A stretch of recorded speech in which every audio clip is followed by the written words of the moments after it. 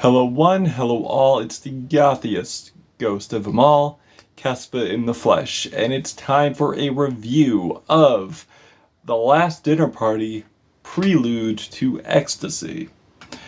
The Last Dinner Party is a British indie rock band, and this is their debut album consisting of all women, and this band is a beautiful rejuvenation of a style of rock I have not heard in quite a while, or at least not done justice in a while. I'm talking about glam rock.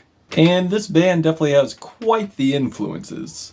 When it comes to instrumentation, I'm hearing Lou Reed, I'm hearing Bowie, definitely hearing Bowie on the track Portrait of a Dead Girl, where I'm definitely getting rock and roll Suicide vibes, mainly due to how the instrumentation ascends, the song builds into this grand stage presence of a grim track. It's very rock and roll Suicide, very David Bowie, but tastefully done at the same time with obviously different lyrics, obviously different vocals. I would say the combination of the pristine pianos and the bluesy style guitars, but I'm definitely getting the influence of bands like Sparks, Queen, even some Beach House too. I'm definitely getting some Beach House with how watery the guitars could be at times.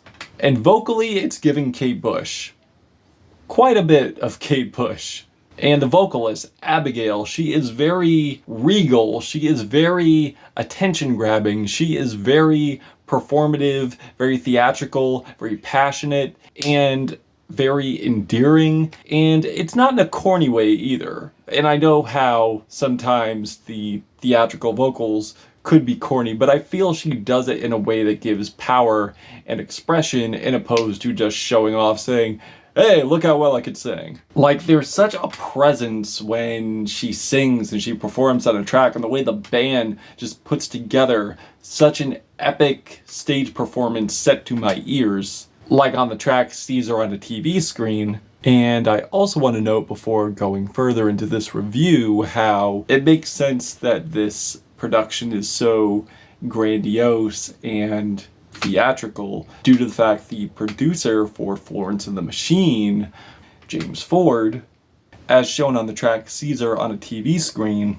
that has these groovy guitars, and the whole track has like a very bold, defiant, almost burlesque presence to it. It really fits the tone that the empowerment of this album is shooting for, which deals in gender politics, sexuality, women empowerment, generational trauma, but also the yearning for empowerment for her as an individual due to her being so vulnerable and yearning for acceptance. But one thing I also love about this album is how the lyrics are a reflection of experiences she's had, and these are the feelings that she is bringing to you and just expressing unapologetically, sharing her views of the time she had while simultaneously calling out the abuse and power that the patriarchy has, like on tracks like Feminine Urge. I got the feminine urge. That has avidly caused generational trauma, and how it could negatively affect the mother-daughter relationship. And also, with this being such a glammy theatrical album, I do enjoy the tie-ins to Greek mythology, poetry, as she poetically displays here. And there's also some stellar powerful ballads on here as well that reflect more on her experiences and what she's been through, what she's feeling after experiencing tumultuous relationships with partners, like On Your Side, as she likens her last toxic partner to a vampire, that she just finds herself not finding the strength to get away from while she's going back to him, unfortunately. It's very tragic, but I have to admire the passion in her vocals, the very strong feeling I get from the instrumentation. There's intensity, there's beauty, and it's also incredibly heartbreaking. In a strange way, I kind of feel like this is like the glam rock version of SZA's SOS. Bear with me. And I love the ambient outro where Abigail sounds like she is just straight up quivering, like she's possibly been bitten by this metaphorical vampire. There's also Beautiful Boy that starts off with these gorgeous woodwinds. Over these classy pianos, it sounds like a love song,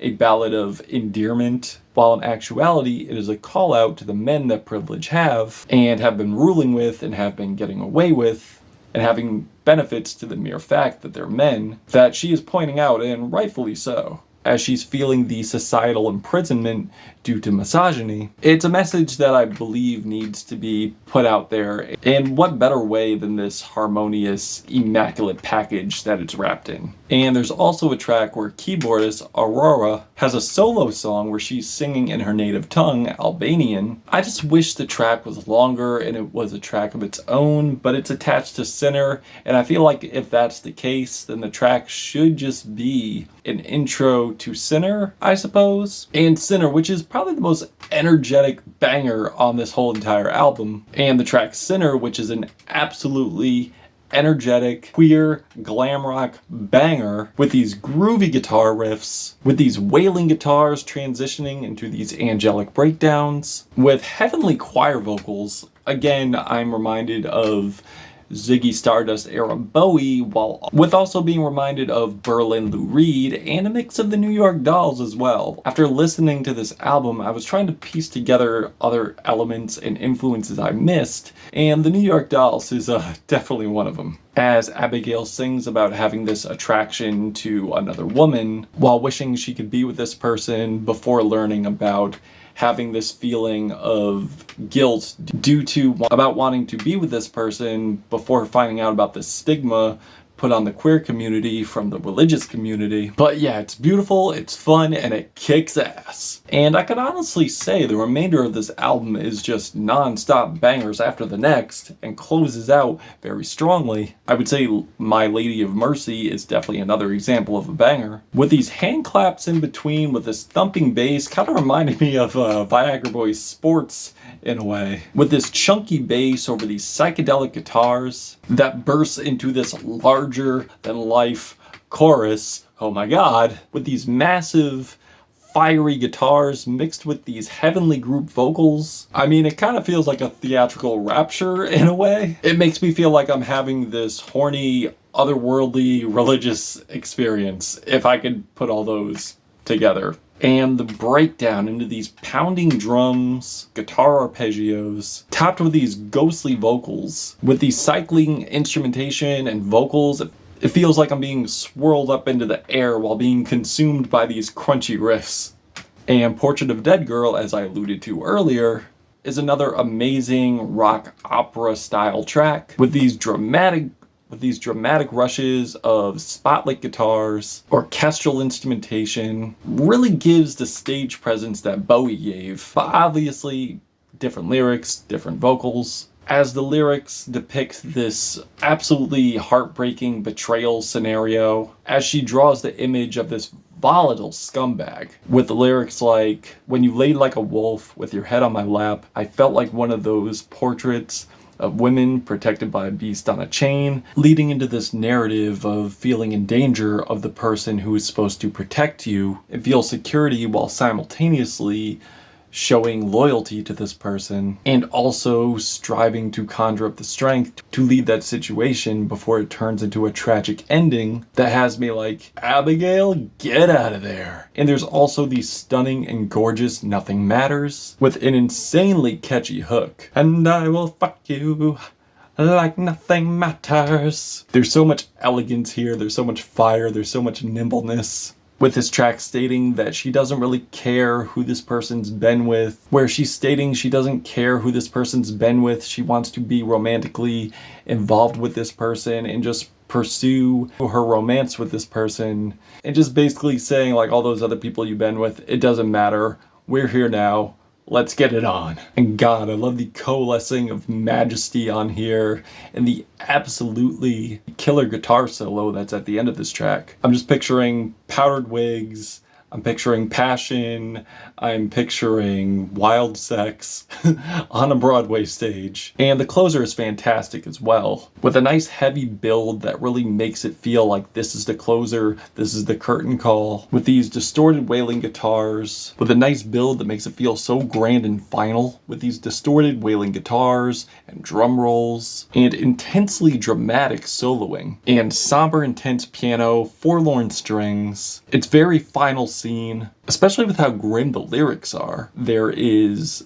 sharing commentary on the tragic view on not being a star until you've left this earth, which is immensely unfortunate and a lot of artists have succumbed to, and it's just tragic. Especially how there's artists who should have been recognized while they were alive, and opposed to being great and has left this earth, and the discovery is when they're no longer here, which I seriously hope does not continue. And while there are a few cuts on here that aren't really as strong, so while I do think this album didn't really start off strong in the beginning, and they do wear their influences on their sleeve a lot, and there is toxicity within the lyrics, I cannot deny the passion, the great songwriting, the amazing playing that they're putting forth here, with stunning performances, vocals, guitars, and shedding light on important subject matters in a very creative, poetic, theatrical fashion, which makes for a fantastic debut. I'm feeling the blackest 4 out of 5 black hearts on this album. It's my opinion. What did you think, though? Did you love it? Did you hate it? And why? And that's it. Caspa, Gothic Ghost, The Last Dinner Party, Prelude to Ecstasy. Till we meet again.